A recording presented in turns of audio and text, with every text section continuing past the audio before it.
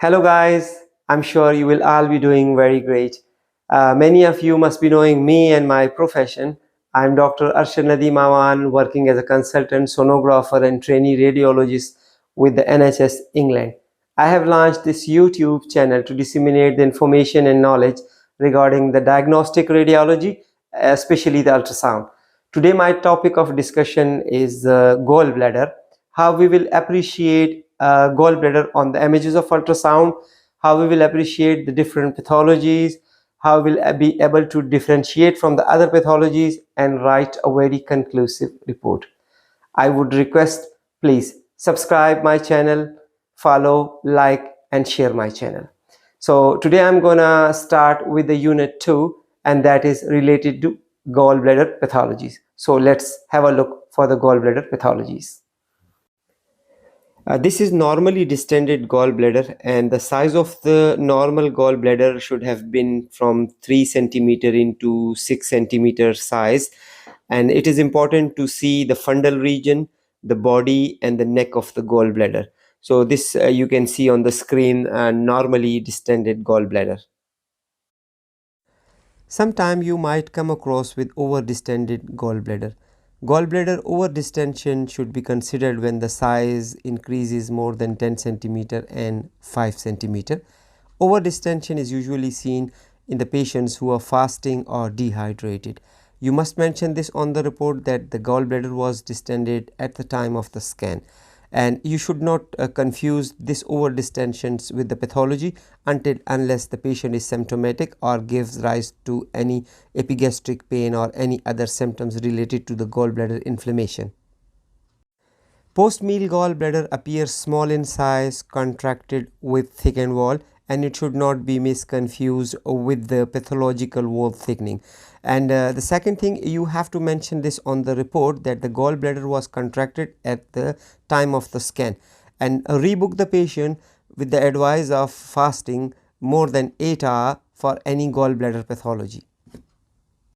So we have discussed in these 3 images regarding the normal gallbladder, and then the gallbladder when it is contracted, and how you will write the report on the gallbladder. You must always mention that the gallbladder was contracted at the time of the scan. Do not report on, you should not mention that there was no gallstone, no mass seen. Just mention that the gallbladder was contracted, and beside this you have to advise that the patient should be rebooked for the scan after 7 to 8 hour fasting, and sometime in some of the cases we need a prolonged fasting as well. In some cases we have got we usually appreciate the distended gallbladder. Distended gallbladder must not be confused with the pathology unless there is a particular symptoms or there are some certain signs. So then that would be the different case. But normally if the patient is fasting or if the patient is dehydrated, you will see the gallbladder would be distended. And the third entity, which is I have not shown you on the ultrasound, because when the gallbladder is removed, you can't appreciate it. But before scanning, you should always ask the patient, have you had any scan, have you had any surgery before on your liver, on your abdomen? So by doing this, you will be able to get the information, and it would be better that rather wasting the time on just looking for the gallbladder, which is not existing, it's better to ask the patient and write on the report that the gallbladder was surgically removed. Another common pathology of the gallbladder is gallstones. Gallstones may be single, gallstones may be multiple, and these stones cast clear jet black shadowing. You should measure the size of the stone and mention it on the report. Gallbladder terminology is cholilithiasis, mentioned on the report along with the size that the gallbladder has contained multiple or it has a single stone and casting equistic shadowing, and its size is that much centimeter or whatever the size is. You must mention this on the report. This is another slide. On the longitudinal section you can see multiple calculi visible in the lumen of the gallbladder, but you have to give the largest measurement of the stone. That gallbladder contain multiple calculi, the largest measuring 10 mm or 15 mm or whatever the size of the gallstone is. This is the another slide in cross section. So cross section slide will appears like this, and it you can see that there are multiple stones, and you have to measure the largest size of the stone and mention it on the report. In these previous images, you have observed that there are multiple stones in the gallbladder. Sometimes there will be only single stone. What you have to do is you have to measure the size of the stone, mention it on the report. If there are multiple stones, you have to measure the size of the largest stone and mention that the gallbladder contain multiple stones, the largest measuring 20 mm or 5 mm or whatever the size is. You just mention that. Normally gallstones are cholesterol stones in 75% cases, and 25% they are pigmented stone. Patient will definitely give you the symptoms of epigastric pain, which would be radiating towards the back, scapular shoulders, and uneasiness after meal, post meal problem. And beside this, he will also be having a bloating and a windy, whatever the patients may give you the symptom. Patient will definitely come up with distended abdomen. So this would be the signs and symptoms. Must always ask the patient for the complaint as well. This will give you a help and clue towards the diagnosis. But be sure that you are really seeing the gallbladder stones. Gallbladder stone has a very particular and characteristic appearance, which I have shown you on the slides, with having an aquastic shadowing. Aquastic shadowing would be very clear. Sometimes simple air will also cause the aquastic shadowing, but that would be a dirty shadowing. So make sure that you are really appreciating the aquastic shadowing, which is down from the stones. So these were few cases which I have shown you regarding the single stones and the multiples. Gallbladder sludge appears as an hypoequic material, and characteristic of gallbladder sludge is that it will move when the patient changes its position. So therefore it is recommended to roll the patients to its right and left to confirm its movement. Usually gallbladder sludge sediment in the dependent part, and the one thing very important related to the gallbladder sludge is sometimes it may slip into the CBD and causes the blockage, leading to the obstructive jaundice. Gallbladder sludge is made up of calcium bicarbonate and cholesterol crystal. So any condition which is leading to increase in the cholesterol level, it likely to cause the gallbladder sludge. This is another view of the gallbladder sludge on the cross-sectional images. Gallbladder sludge will appear like this, and you must have to move the patient to right and the left side to confirm whether it is sludge or it is mass, and must mention on the report that the gallbladder was normally distended and it contained sludge in its dependent part. Sludge sometimes may appear like a ball, and you have to measure the size of the ball in 2 dimensions, and you will see that this ball will be moving within the lumen of the gallbladder. On the report you have to mention that gallbladder lumen contain tumefactive sludge ball. Gallbladder polyps are small hypoequic lesions attached adhere to the anterior or posterior wall. You can see in the fundal region or in the neck region as well. Gallbladder polyps are usually made up of triglyceride, cholesterol, ester deposits, and it has the tendency of converting into the cancerous conditions. So therefore you have to measure the size of the gallbladder polyp, and if it is less than 10 mm, you have to write on the report that the follow-up scan is recommended after the 6th month. And if the size of the gallbladder polyp is more than 1 centimeter, you must write on the report that the immediate surgical opinion may be SUF. So therefore care must be taken into account that the gallbladder polyp is adhered to the wall and these are not moving. You should not confuse with the gallbladder stone. You have seen gallbladder sludge, how it will look like, and the one important thing regarding the gallbladder sludge is that it will be moving within the lumen. Ask the patients to roll on the right, on his or her right side or left side, and you will see that within the lumen the gallbladder sludge will move towards the dependent part. Make sure that you have reported the sludge, because in some cases sometimes this bladder sludge stuck within the CBD and cause obstructive jaundice. In the another slides, you have seen gallbladder polyps. Gallbladder polyps are small hypoequic cholesterol foci that may adhere to the anterior, posterior, or whatever the anatomy of the gallbladder is. It will be adhere to its anatomical locations, and again you have to differentiate it from the stone, and for that purpose you have to ask the patients to move on its right side or left side lateral decubitus positions, and just look for if the polyp is still adjacent or adhere to the wall, it means it's polyp, and if not, it means it's a stone, and then report on. The one thing more about the polyp is that you have to measure the size. If the size is less than 1 centimeter or 10 millimeter, write on the report that the follow-up scan is recommended after 6 months. And if you did find the same polyp after 6 months, then advise the patients having another surveillance scan after 1 year. And if after 1 year still the size is less than 1 centimeter, so then there is no need for any follow-up.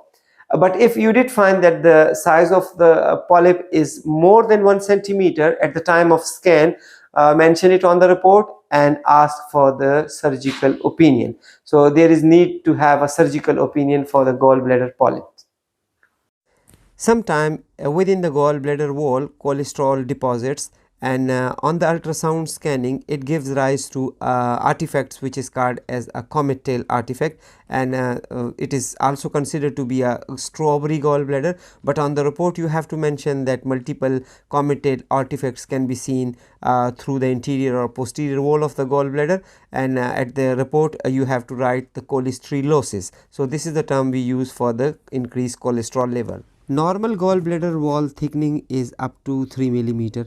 If it increases more than 3 millimeter, it is due to the inflammatory status. On the ultrasound images, you would appreciate a thickened wall more than 3 millimeter with a slightly hypoequic structure because of the edema, and the interface between the gallbladder and the liver would be indistinctive. It would not be clear. Another thing, you have to look for the calculus stone as well.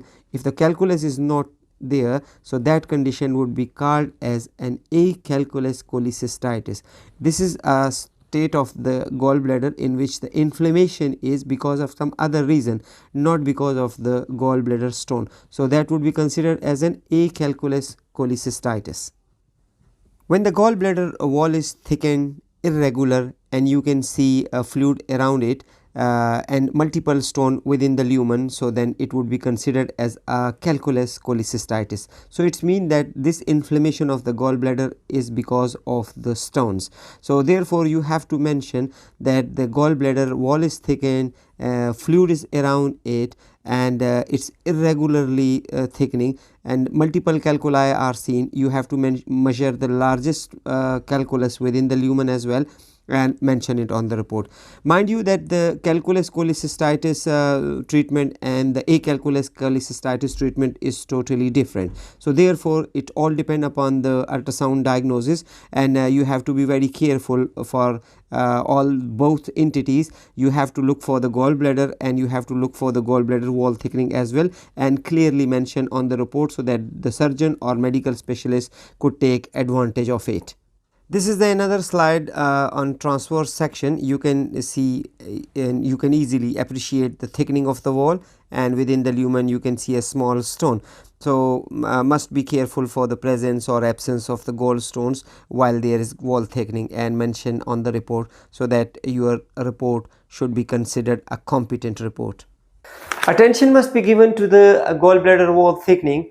Normal wall thickening is 3 millimeter, but if this wall thickening increases then more than 3 millimeter, so it would be considered as a pathological, because of the inflammation the gallbladder wall becomes thickened, becomes edematous, becomes irregular. With the gallbladder wall thickening, if there is stone present, so that condition would be considered as a calculus cholecystitis. And if it is without the stones and there is no stone in the gallbladder lumen and still there is a wall thickening, so that would be considered as Acalculus cholecystitis. There is a wide differential for the gallbladder wall thickening. I think you have to go and look for the gallbladder wall thickening, because in certain cases, like if there is general edema, so the wall thickening would be there.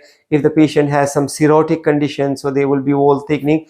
If the patient has a nephrotic syndrome, there will be wall thickening. If there is some cardiac problem, so there will be wall thickening, or congestive problem, so there will be wall thickening. But this is nothing to do with your reporting, but only you have to mention that there is a gallbladder wall thickening. Many of the clinicians, they straight away jump into the conclusion and they write down that this is a cholecystitis. I would recommend here that to be on the safe side, you always mention that the gallbladder was distended with the thickened wall, measuring that, and if you are very sure and certain, then within the bracket write down the differentials. If not, just I think that leave that thing to the other colleagues and to the other departments, so they will correlate in the light of other investigations and will reach to the conclusions. Your responsibility is just to mention whether there was a stone or not, or whether there was a wall thickening or not, and then mention it on the report. Porcelain gallbladder is a condition in which the gallbladder wall becomes calcified, and there would be a chance of 13 to 61% carcinoma converting into carcinoma. The one technicality with the porcelain gallbladder is most of the clinician cannot appreciate the gallbladder because of the aquastic shadowing. Aquastic shadowing usually obscure the entire gallbladder lumen, and they write on the report that the gallbladder is not visualized. You must be very cautious for the porcelain gallbladder while you are reporting that, and if you suspect that this is the porcelain gallbladder, you must mention on the report that the correlation of the diagnosis would be made with the X-ray. Sometime on the X-ray, porcelain gallbladder can easily be picked, or with the CT scan. So therefore these both investigation should be recommended on the report for the porcelain gallbladder. Important of all is to appreciate the gallbladder mass on the ultrasound. On the ultrasound, gallbladder mass appear as a hypoequic lesion. Most of the time the wall of that lesion would be irregular, and on the Doppler ultrasound you will see vascularity within the lesion. You have to look for the interface. There will be indistinctive interface between the gallbladder and the liver. Most of the time the gallbladder mass penetrate the liver. You have to be very careful while reporting the gallbladder mass. Always suggest that the lesion within the lumen is suggestive of gallbladder mass, and advise CT scan and other radiological imaging for the correlation. So on the report, mention the size of the soft tissue lesion within the lumen. Also mention its contour, its irregularity, its ecostructure, and the Doppler signal. And at the end suggest that it is suggestive of gallbladder mass, but should be correlated with the other radiological imaging. And at the end, the very important part of the gallbladder pathology is the gallbladder mass. You should be very much vigilant and careful for diagnosing the gallbladder mass, and gallbladder mass has a very particular sign sometime, and sometime there will be a atypical appearance which might confuse you. But you have to just mention whatever you have seen on the ultrasound images. Mention the lesion which is there, its echogenicity, is it hypoequic or hyperequic. Explain about the margins, whether it's irregular or regular. Put the Doppler flow on if there is vascularity or no vascularity. Write down about the interface between the gallbladder and the liver, or if there is any penetrations of the mass into the gallbladder, just mention that. On the report and on the conclusion, write down that the gallbladder having a mass with irregular contour, hypoequic or hyperequic echogenicity, and losing interface with the gallbladder and the liver, and just mention likely to be a gallbladder mass. Again, I would suggest that you should not jump to the conclusion, because imaging is always a step towards the real diagnosis, and sometimes some of the images may confuse you. So therefore always be careful and write very careful report, and if there is any suspicion, always mention that it should be correlated with other radiological investigations. Yes guys, this was all about the gallbladder pathologies, and I'm pretty much sure that this lecture would have definitely enhanced your professional knowledge regarding the gallbladder pathology and its reporting. If you have any query regarding these images or pathologies or report writing, just email me. We'll see you next time with the CBD pathology. My next topic of discussion would be CBD. So see you next time with CBD pathologies.